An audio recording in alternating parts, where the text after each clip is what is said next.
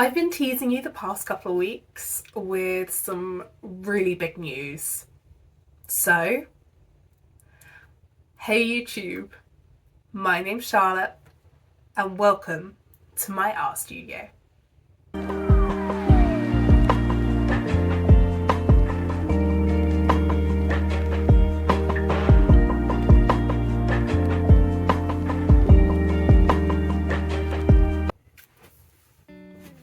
So some of you might actually know what this means. I know I've just introduced my video like I've introduced all my other videos in the past. However, this one has a difference. I can now say to you, hi, my name's Charlotte. I'm a full-time award-winning international artist. And welcome to my art studio. Yes, that's right, you've heard me. I have gone full-time with my artwork. This is now, I think, week 3 or 4. I've lost count already, but it is a really, really big step for me, as this is a career that I have always wanted. If you'd asked me during GCSE, want to be an artist. If you'd asked me in year 7, want to be an artist. If you asked me at uni, I'd have been like, I don't know in reality, but I want to be an artist. It's been there throughout my whole life, the want and the need to be an artist, and I have made those steps. So over the past couple of weeks I have been flyering in my local village and advertising the fact that I do pet portraits, especially coming up to that C word that happens towards the end of December. And I've also been approaching local businesses regarding artwork for their walls, whether on temporary loan or whether they want something permanent, as well as festive windows. So I've got a couple of things in store later in the months, well, yes, I just had to think of the date there, later in the month, so that I can start spreading that festive joy. So I think the main thing is, why did I choose to make this step? So before I really decided, I got some advice from some friends and those who I've connected with about being full-time freelance. In the creative industry, it can be very difficult, and the one thing I learned is plan. Plan for when you are busy, plan for when you are not, and also have a plan of what you want to achieve throughout the year. The second biggest item that was on there was don't be disappointed in the highs and lows, because it's natural to have them. It's natural to have an extreme high where you're going really well, you've got loads of projects in, the money's coming in, and then coming to the extreme low where you are scraping for work. That's one of the examples that was given to me. And I took this all into account, as well as my personal situation, my personal finances, as well as my mental health. And that's the biggest factor for me, was my own mental health. Because having some time off work earlier in the year really made me see where my creativity lay, quite literally, as well as where my heart lays. And I found that full-time work and 9 to 5 wasn't working for me.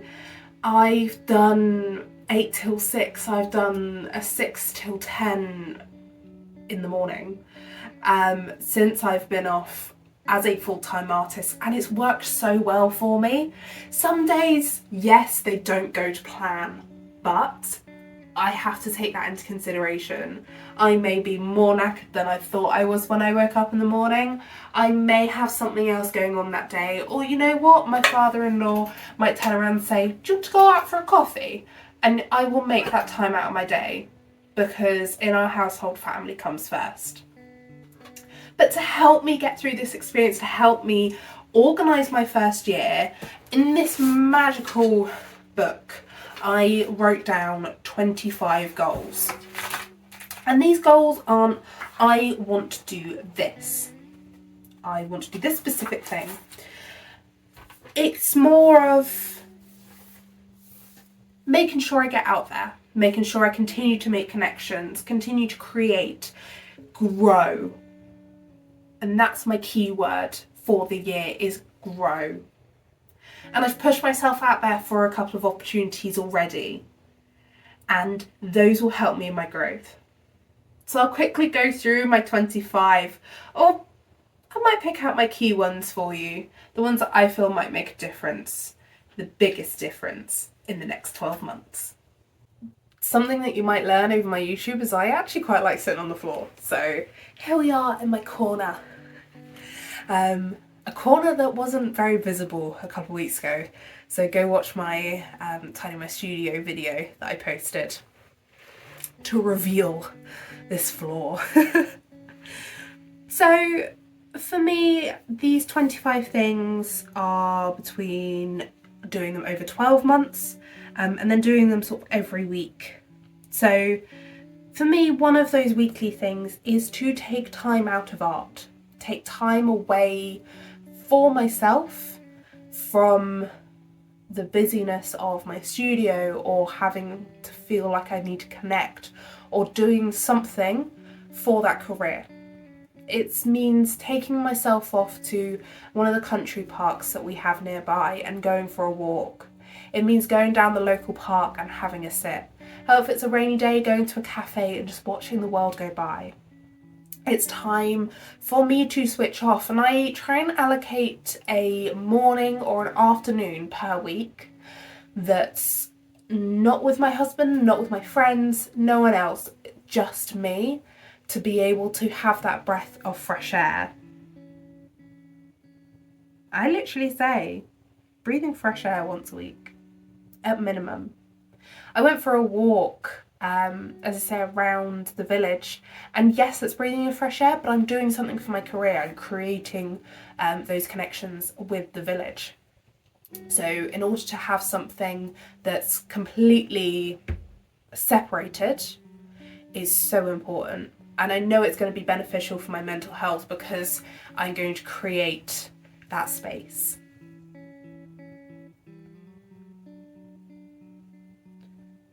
Another key one for me, and this is an over 12 months one, is to finish some of my unfinished ideas. I'll rephrase that. I want to finish more of my unfinished ideas. I have pages upon pages of ideas in my head that I just haven't had time to get out.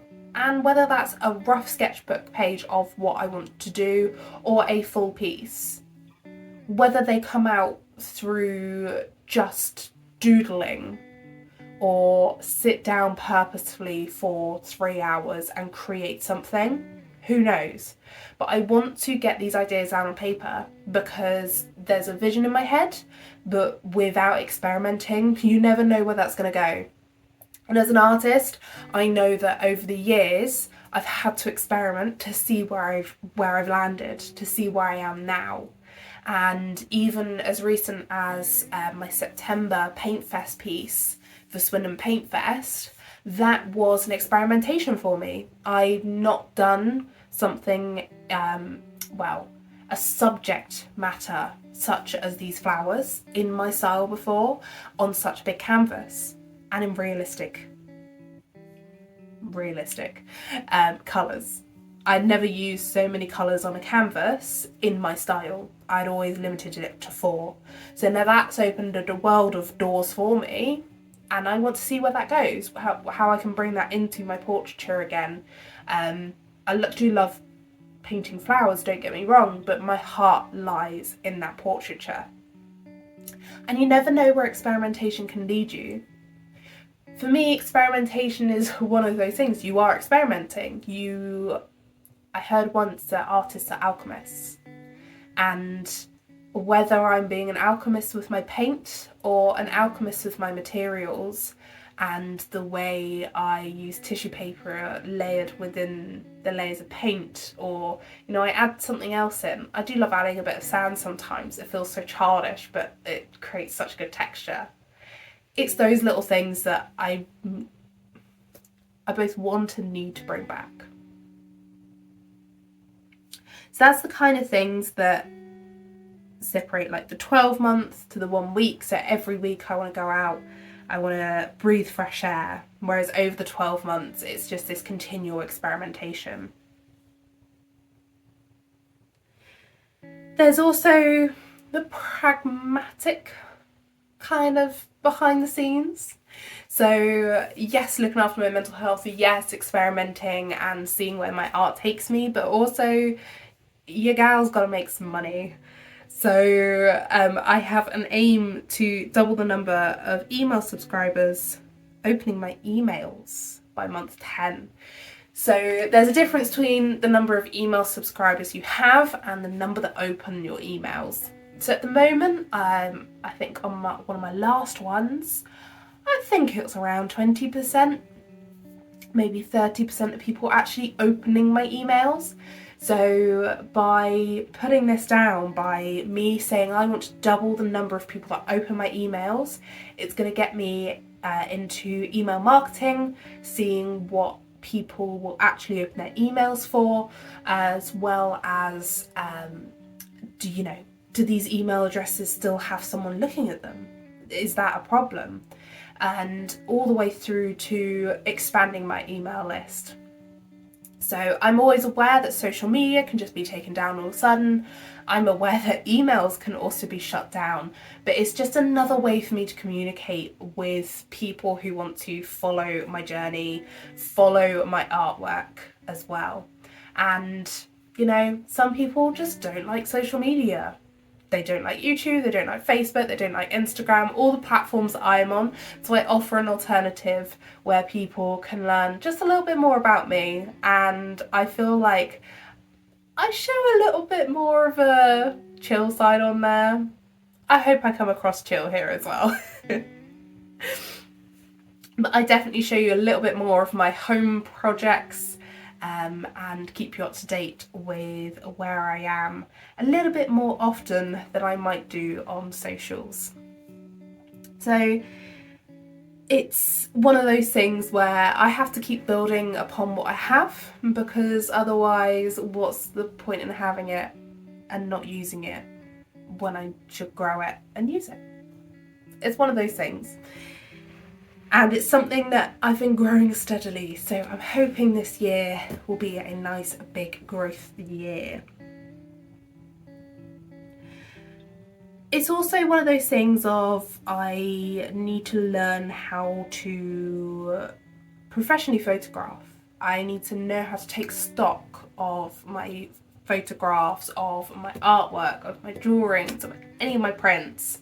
And I've started that already. So as I mentioned previously in my Tidy My Studio video recently, I was taking inventory of all my prints, and I've also gone through, just here behind me is some of my originals. So I'm learning how to properly take care of them while they're in storage, making sure that I've got the right number of prints in stock, and learning how to advertise this and optimize my website to advertise these to the people who want them.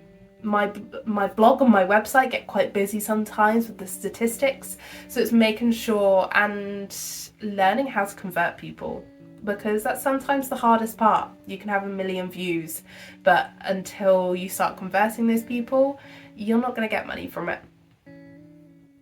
Someone might argue with that, but just stay with me. For me, one of the other really important things in my list, I've got 25 of these, but the last important thing is to keep up with contacts. So I know that I've had an email sat in my inbox for a little bit too long, and I know I should have replied to it by now. So it's actually going to be something that I do after this video. But I have a goal to visit 4 new galleries. So in our area there is actually a map of galleries that you can go and visit, and I visit one quite regularly, but I don't expand to others. And I feel like there's so many missed opportunities from myself to go out and visit other people's artwork as well as other galleries. And it's also making those connections. So I might drive for an hour and meet the gallery owner, or I might meet the artist, or I might be invited to the next private view. I just have no idea what's going to happen when I go to these galleries. But it's a moment for me to step out of this little world of Charlotte Studio and the little bubble that I've created, and to expand that bubble. I've also had a couple of opportunities to work in other places and with other people, so I will definitely be taking that on board and trying out creating in different environments, because you never know, I might love it, might hate it, I might be more productive. I just don't know. But my next 12 months is all about trying. It's all about trying something new, trying different places. It's almost like trying different cuisine, but with art. I never know what's going to come up next, and I know I need to take those highs and lows with a pinch of salt. Obviously, those highs with less of a pinch of salt than the lows. But I've got a plan, I've got my 25 goals, and I'm hoping to stick to them. A couple of them are slipping already, but I just need to whip myself back into shape and remind myself of what they are. So my advice to anyone who's thinking of becoming a full-time freelancer or a full-time artist is to go for some goals. They can be as generic as literally design and develop workshops to host a local business.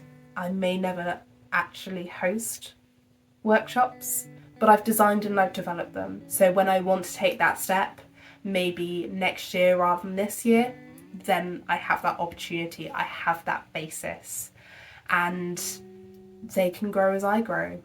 Or go to 4 events over the next 12 months that will push me out of my creative comfort zone, including artist talks and networking. And something specific like that, a good old SMART goal, if you're interested, a SMART target.